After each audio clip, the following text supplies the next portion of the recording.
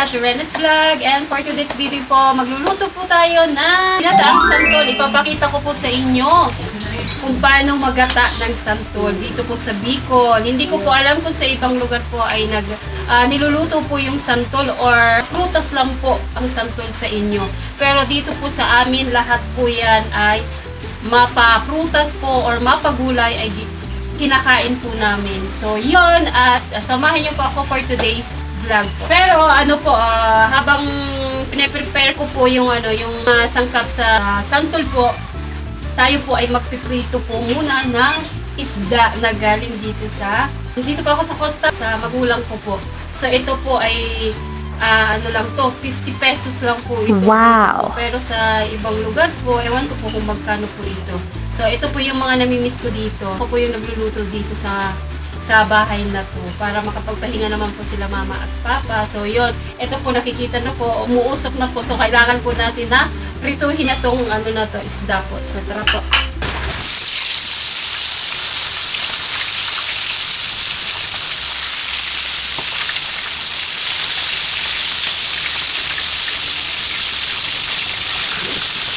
Nakita ko po sa inyo yung santol. Dadalhin ko rin po ito sa Bataan kasi napakarami po. Ayan po, kinayad na santol po.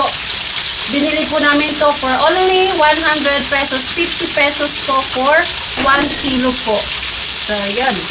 So, 2 kilo po ito. Pero, po ito, kahit kunti lang po, isang mangkok po yung lutuin nyo. Dadami po siya. Dumadami daw po, nagka-tripod kumbaga. So, yun. Lalagyan ko po ng asin ko para hindi po siya mangitim. Tapos, papakita ko po sa inyo para maging masarap. Yan po yung pang-partner natin dito sa ginataang santol po. Alam niyo naman po sa Bicol, puro gata na may sili po. Yan. Bukod sa Bicol Express po na pinagmamalaki ng Bicol Lanja.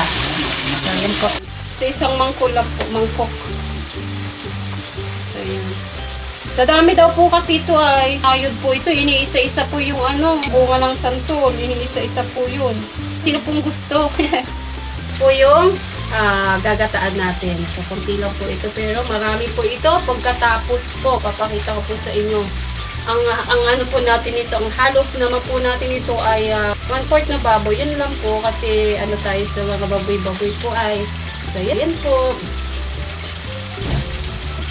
Lalagay po natin to para hugasan ng 4 na beses kasi maasim po ito at saka may asin na po ito. So, alisin po natin yung asim.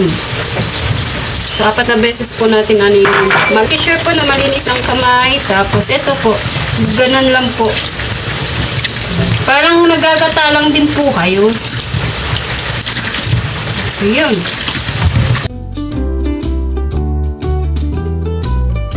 Na po ng nito, ng ganito, tagbunga na po.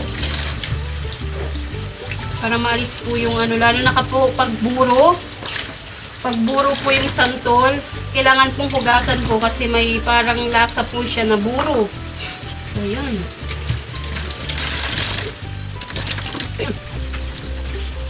So, balik ulit. Ulit lang po.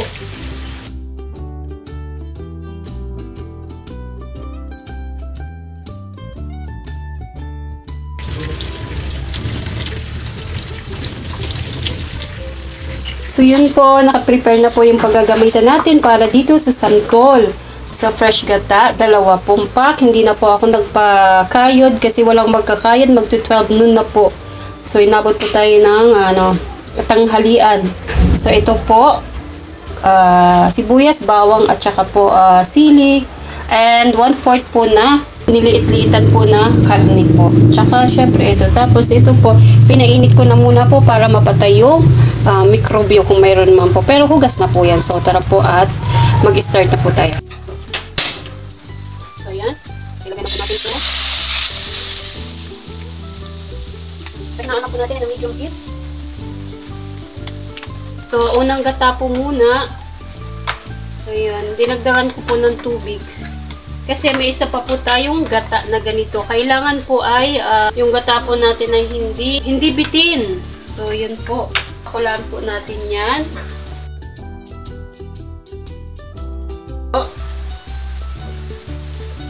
Ito po sa amin, hindi po namin to ginigisa kapag katapos. So, ilalagay po natin to together with the sangkap po. Ay, sorry. So, yan. Diyan po siya. Maluluto sa gata po. Ito po. So, yan. Ito muna po. Tapos, kapag unang kulo, lalagay na po natin yung santol. Ayan. Yan na po ang lalagay natin.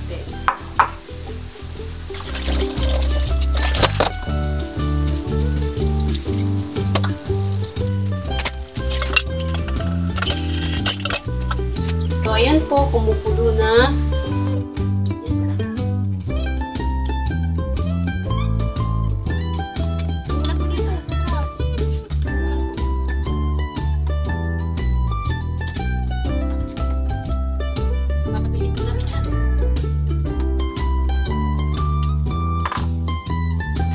So, titimplahan na po natin ng mga, ito po, seasoning.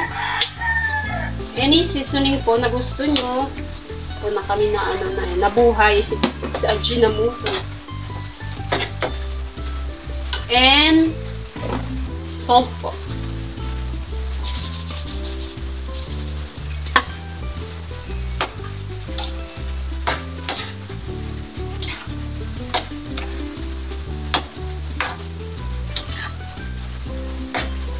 So yun. Ganito lang po ang ng gata ay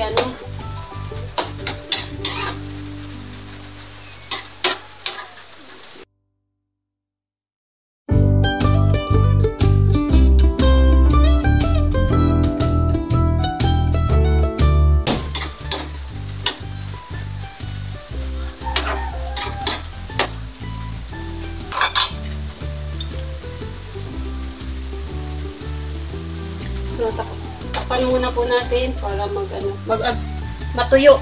Madaling matuyo. Ayan po. Yay! Ayan. So, check po natin kung masarap.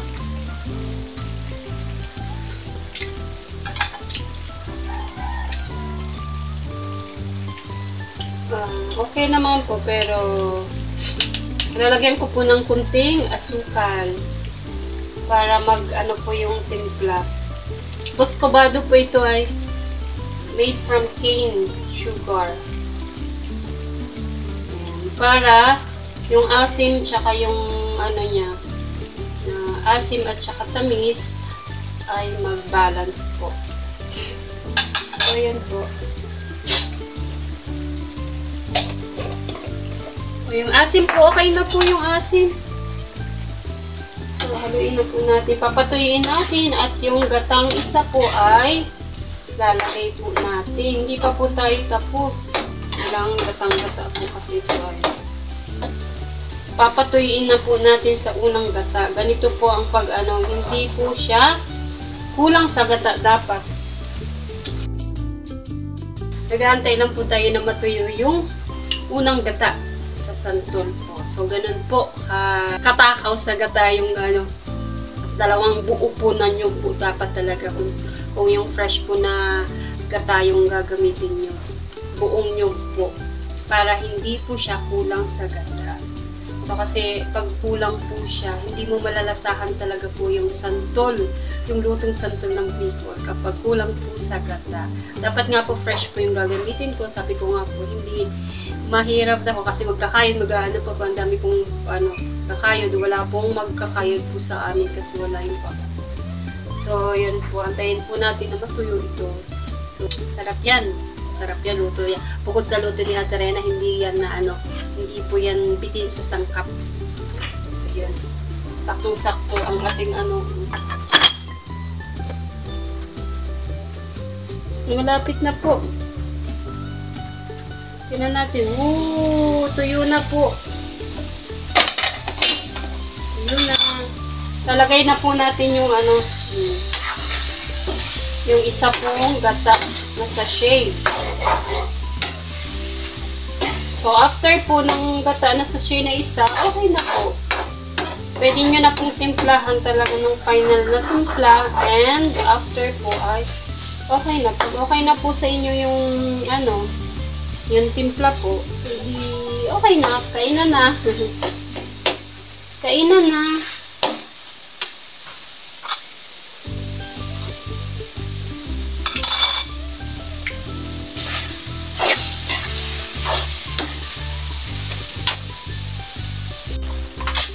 So, yan.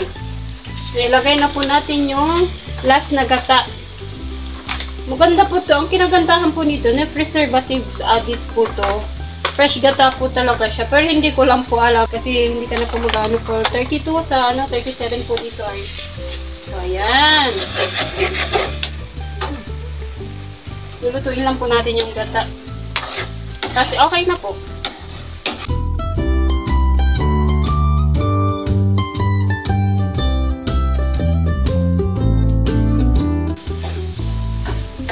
Kahit po yung yung dinuguan dito, ginagataan po namin bago namin inaano. Muna po namin sa suka, tapos gagataan po namin. Napakasarap po.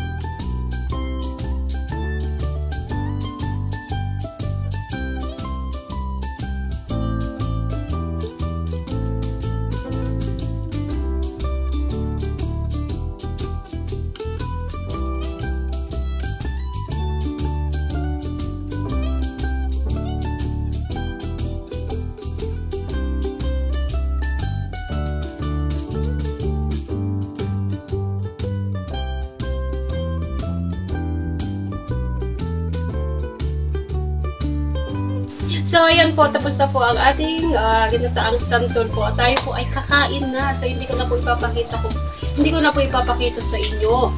So, ayan po. Pinakita ko lang po kung paano yung magluto ng santol. So, sa terena nyo ay gutom na at may bisita po ako. So, kakain na po kami. So, maraming salamat po sa patuloy na panonood ng ating munting channel at sa pag-support po kahit na yun po. Sana po ay nag-i-enjoy po kayo. Bibigay na naman po tayo sa mga bata. So, bukas, kung hindi na po umulan, kasi kahapon po ay nabutan po kami ng ulan. So, abangan nyo po yung coming upload video po natin. So, yun po, bye-bye po, and God bless us all po, and lagi pong mag-iingat kasi tag-ulan na po. So, yung mga sakit po ay, uso po ngayon yung mga sakit. Sinisipon nga po sa terena nyo, pero ang ng Panginoon po ay hindi naman po, hindi po sumasakit ang ulo ko. Noong nakarang po ay sumpit yung ulo ko po. Yung mama papa ko, nilagnat po. Pero okay na rin po sila, hamdilap po. So, sana po ay ingat po kayo at lagi po tayo pagpalain ng Panginoon at lagi din po tayo magdasal. So, abangan nyo po ang upload kay Julie. May big news po si Julie. So, ayan po. Bye-bye po.